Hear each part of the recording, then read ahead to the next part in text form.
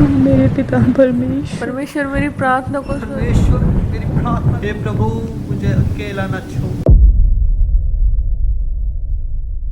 जब सब लोगों ने बपतिस्मा लिया और यीशु भी बपतिस्मा लेकर प्रार्थना कर रहा था, तो आकाश खुल गया और पवित्र आत्मा शारीरिक रूप में कबूतर के समान उस पर उतरा और यह आकाशवाणी हुई, तू मेरा प्रिय पुत्र है, मैं तुझसे प्रसन्न हूँ। फिर यीशु पवित्र आत्मा से भरा हुआ यरदन से लौटा और 40 दिन तक आत्मा के सिखाने से जंगल में फिरता रहा और शैतान उसकी परीक्षा करता रहा।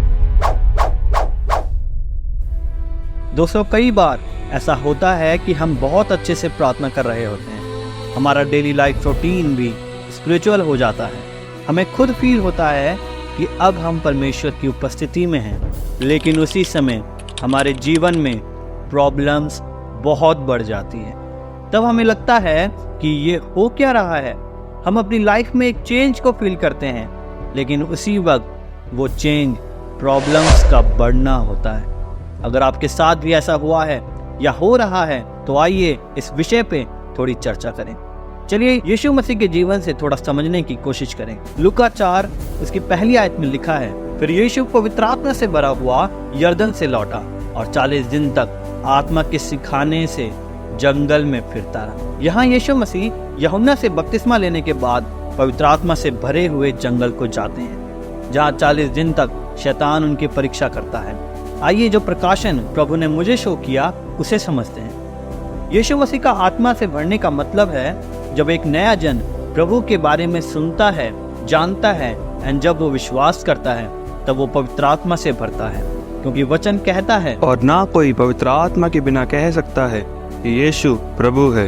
यीशु का 40 दिन के उपवास जंगल में एक विश्वासी जन के आगे के समय को दिखाते हैं। जब वही विश्वासी अब प्रार्थना करने लगता है, बाइबल ज्यादा पढ़ता है, परमेश्वर के और ज्यादा करीब आ जाता है और वो अपनी लाइफ में चेंजेस देखता है। लेकिन तभी जैसे यीशु मसीह की परीक्षा शैतान द्वारा उस जंगल में हुई, उसी तरह से एक विश्वासी के जीवन में भी प्रॉब्लम्स आती है। यही प्रॉब्लम्स आपके विश्वास के दीवार को टकराती है और हमें वही लगता है कि प्रार्थना से तो प्रॉब्लम्स नहीं होनी चाहिए। फिर क्यों? क्योंकि जब आप उन प्रॉब्लम्स को पार कर प्रभु में स्थिर होते हैं, आपका जीवन पूरा चेंज हो जाता है। जैसे यीशु मसीह की परीक्षा खत्म हुई, तब लूका 4 उसकी 14 आयत में लिखा, फिर यीशु आत्मा की सामर्थ्य से भरा हुआ गलील को लौटा और उसकी चर्चा आसपास के सारे देश में फैल गई। दोस्तों, पहली आयत में लिखा आत्मा से भरे यीशु, फिर उनका प्रार्थना करना, फिर जंगल में परीक्षा, और उसके बाद 14 आयत में लिखा यीशु मसीह आत्मा की सामर्थ्य से भरे और उनकी चर्चा फैल गई। इसी रीति से दोस्तों, आपका प्रार्थना करना और प्रॉब्लम्स को झेलना आपकी हानि के लिए नहीं, बल्कि आपको सामर्थ्य से भरने और आपकी गवाही की चर्चा फैलाने के लिए है।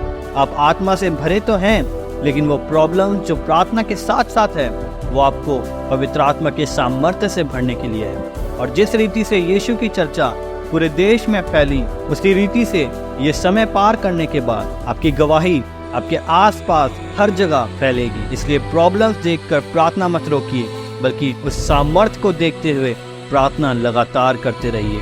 आपका दुख आनंद में बदल जाएगा। आमीन। वीडियो अच्छा लगे तो लाइक, कमेंट, शेयर और सब्सक्राइब करना ना भूलें। धन्यवाद।